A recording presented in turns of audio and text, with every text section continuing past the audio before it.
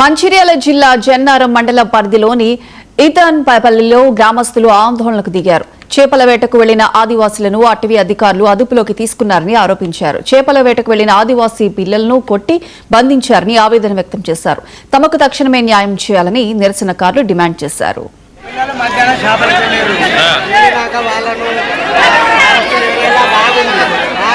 చేపల కాలైతే ఈ అమిత్ షా అక్కడ పేదరాట ఆయన చేపలు ఆడుతుంటే పోయి ఆ పిల్లలు మీరు ఇక్కడ కేంద్ర చేపలాడు మీ అయ్యే జాగరా మీ తాత జాగరా మీ అమ్మ జాగరా అనుకుంటా వాళ్ళను 2 ఏతులు లాఠీతో కొట్టున్నా ఆ పిల్లలను ఇప్పటిదాకా తీసుకుపోయి మధ్యాహ్నం దాకా తీసుకుపోయిన పిల్లలను ఇప్పటిదాకా మాకు ఏ ఇన్ఫర్మేషన్ లేదు.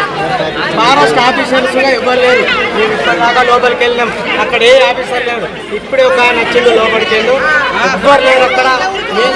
మధ్యాహ్నం నుంచి పిల్లల కోసం మరి ఏదైనా జంగల వారిపోయామని జంగల్ అంతా మాకు తెలిసిన తోవల అదంతా లింక్ వచ్చిన పిల్లలు మా దగ్గర ఇంకా లేరు. ఒక పిల్లాడు వారిపోయి వచ్చిన పిల్లవాడు మాత్రమే చెప్పిండు. మాకు ఏ ఇన్ఫర్మేషన్ లేదు. వాళ్ళు